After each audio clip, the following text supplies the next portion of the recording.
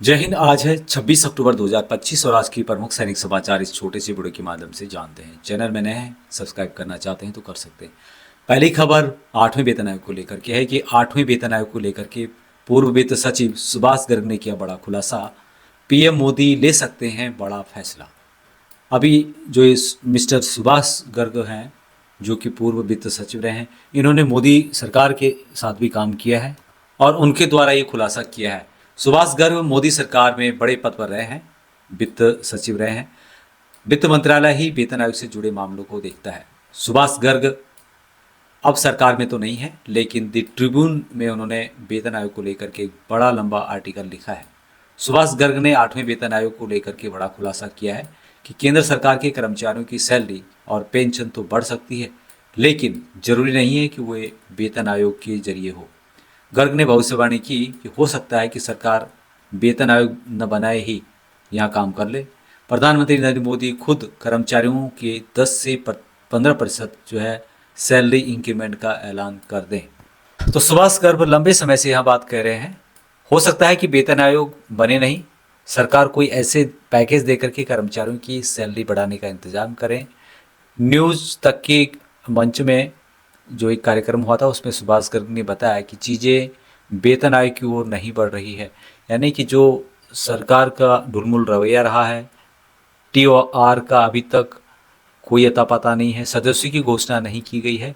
तो ये जो कंडीशंस देख करके या इस समय को देख करके ऐसा लग रहा है कि वेतन आयोग नहीं बैठेगा, बल्कि प्रधानमंत्री मोदी ही यहाँ पर 10 से 15% की बढ़ोतरी उनके द्वारा डायरेक्ट की जा सकती है। ऐसा सुभाष चंद्र गर्ग, जो कि वित्त राज्य मंत्री पहले रहे हैं, मोदी सरकार में इन्होंने काम किया, उनके द्वारा यह बात कही गई है। हालांकि सुभाष गर्ग की थ्योरी सही होगी या गलत होगी यहाँ तो समय बताएगा, लेकिन ये बात इनके द्वारा कही गई है।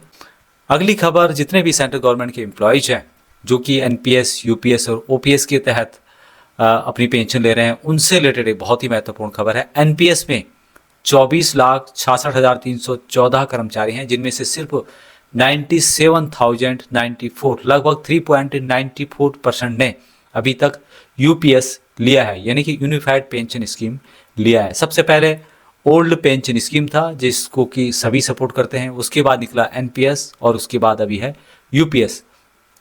एक बार ओपीएस का ऑप्शन देखो, 100% ओपीएस लेंगे, ये बात कही गई है। और ये बात इसलिए कही गई है क्योंकि pension fund regulatory and development authorities के द्वारा एक डाटा दिया गया है 22 अक्टूबर 2025 को। अभी आगे मैं बताऊंगा कि यूपीएस, एनपीएस और जो ओपीएस है उसमें क्या क्या अंतर है, शॉर्ट में बताऊंगा। यहाँ पे आप डाटा देख रहे होंगे, यहाँ पे बताया गया है कि total number of central government employees enrolled under national pension system as on 30/9/2025 तक कितने जो है सेंट्रल गवर्नमेंट एम्प्लॉयज यहाँ पर इनरोल्ड हुए हैं अंडर एनपीएस के तहत। तो टोटल यहाँ पर बताया गया है कि 24,66,314 कर्मचारी इनरोल हुए हैं।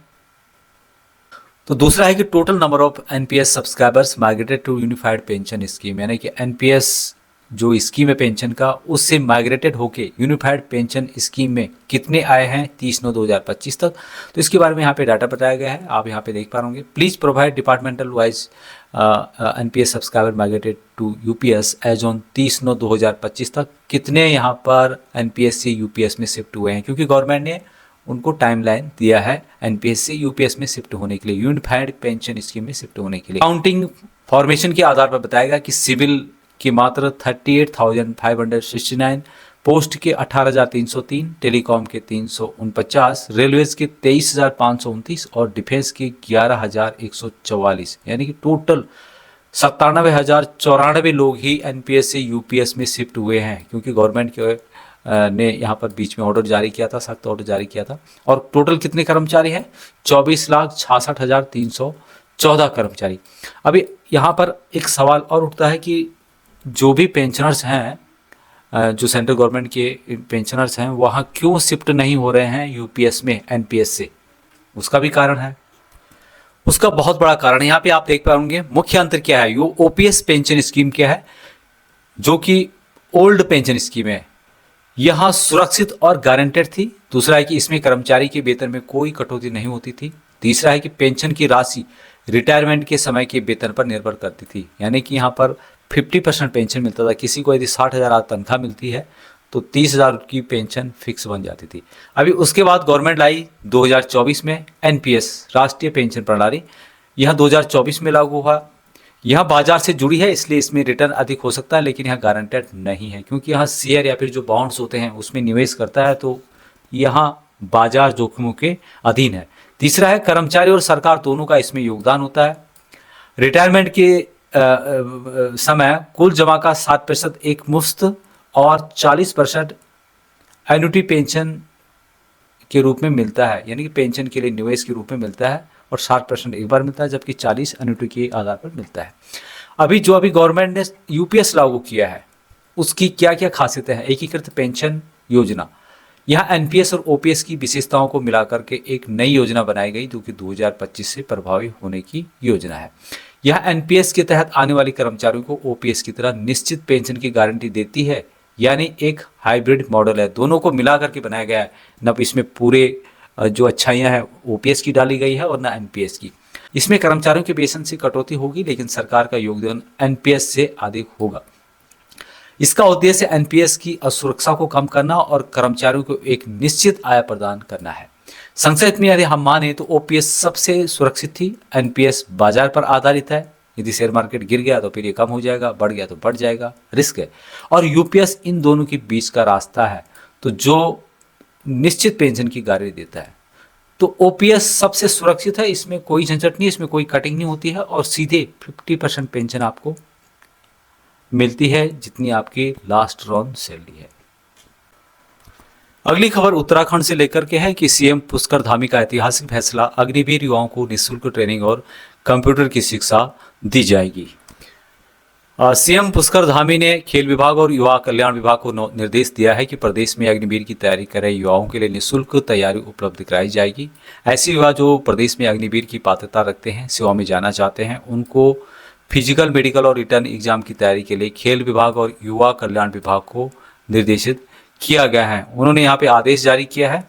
युवा कल्याण विभाग द्वारा युवाओं को निःशुल्क प्रशिक्षण की तैयारी कर ली गई है। इस प्रस्ताव पर स्वीकृति के बाद 13 जिलों में अग्निवीरों का प्रशिक्षण आरंभ कर दिया गया है। उसके साथ साथ उनको कंप्यूटर की शिक्षा भी दी जा रही है। तो ये उत्तराखंड के युवाओं के लिए धामी की तरफ से किया गया है। एक और खबर थी जिसको पहले भी कवर किया था कि उत्तर प्रदेश पुलिस में अग्निवीरों के लिए 20% आरक्षण घोषणा सीएम योगी आदित्यनाथ जी के द्वारा कर दी गई है। अग्निवीरों को लेकर के एक और महत्वपूर्ण खबर निकल के आ रही है कि अग्निवीरों का कार्यकाल 4 से बढ़ा करके 6 से 8 साल करने के आसार, इन 3 विकल्पों पर विचार कर रही है केंद्र सरकार। अब यहाँ पर बताया गया है कि 2022 से शुरू हुई अग्निपथ योजना के तहत तीनों सेनाओं में भर्ती हुए अग्निवीरों के पहले बैच को 2026 में कार्यमुक्त होना है। हालांकि संभावना है कि अग्निवीरों का मौजूदा 4 साल का कार्यकाल बढ़ा करके 6 या 8 साल किया जा सकता है। रक्षा मंत्रालय अग्निपथ योजना और आकर्षक बनाने के लिए अपना काम कर रही है। अग्निवीरों का पहला बैच जून 2026 में कार्यमुक्त होगा, इसलिए योजना में बदलाव का निर्णय उससे पहले होने की उम्मीद है। अभी आपको पता होगा बीच में खबर आई थी कि 75% तक परमानेंट किए जा सकते हैं, लेकिन सेना ने वहां पे स्पष्टीकरण दिया कि ये खबर निराधार है, ऐसा कोई भी विचार अभी तक नहीं है। अभी यहाँ पर जो बात बताई गई है कि सूत्रों के अनुसार 3 मुद्दों पर विचार चल रहा है। एक, अस्थायी होने वाले अग्निवीरों का प्रतिशत बढ़ाने पर, दूसरा है कि कार्यकाल बढ़ाने पर, तीसरा है कि कार्यमुक्त होने वाले अग्निवीरों के लिए कुछ सुविधाएं उपलब्ध कराए जाने पर। हालांकि अस्थायी होने वाले अग्निवीरों की संख्या 25% से ज़्यादा होने की या करने की संभावना नहीं है, क्योंकि ऐसा करने से भविष्य में पेंशन का बोझ बढ़ सकता है, जिससे योजना शुरू करने का कोई लाभ नहीं होगा। तो केंद्र को तीनों सेनाओं से कार्यकाल बढ़ाने पर अच्छा फीडबैक मिला है।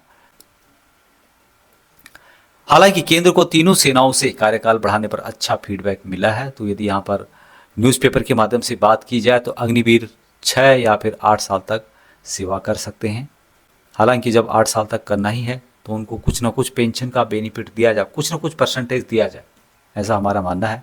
यदि आप अग्निवीर बंद नहीं कर रहे हैं तो कुछ ना कुछ परसेंटेज उनको दिया जाना चाहिए। एक और खबर है जो कि पूर्व सैनिकों के लिए, बच्चों के लिए बहुत ही महत्वपूर्ण है, और जो बच्चे पूर्व सैनिकों के सैनिक स्कूल में जाना चाहते हैं उनके लिए महत्वपूर्ण है। यहाँ पे आप देख रहे होंगे इम्पोर्टेंट इन्फॉर्मेशन है, जिसमें बताया गया कि ऑनलाइन एप्लीकेशन सबमिशन की डेट 10/10/2025 से लेकर 30/10/2025 यानी कि 3-4 दिन बचे हैं। लास्ट डेट 31/10/2025 जो फीस वगैरह जमा करने की है। Ex serviceman wards of defence general उनके लिए 850 रुपये रखा गया है। बाकी शेड्यूल और ट्रिबल कास्ट के लिए 700 रुपये है। करेक्शन वगैरह एप्लीकेशन में कुछ करना है तो 2/11 से लेके 4/11 तक कर सकते हैं। बाकी यहाँ पर जो इनके द्वारा डिटेल्स बताई गई वो भी आप देख सकते हैं। लेकिन मेन जो बात यहाँ पे है कि ऑनलाइन के माध्यम से जो टेस्ट होते हैं उनके लिए अप्लाई करना शुरू हो गया है 10/10/2025 से लेके 30/10/2025 तक।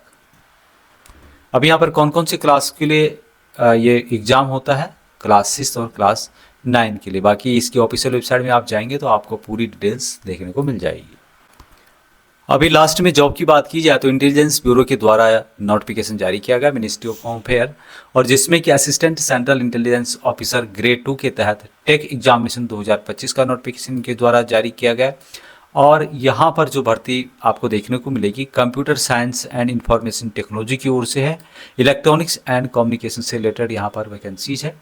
258 टोटल पद हैं, जिसमें कि कुछ पद पूर्व सैनिकों के रखे गए हैं। ये पद general central service group C के अंतर्गत नॉन गेजेटेड नॉन मिनिस्ट्रियल की रहेगी।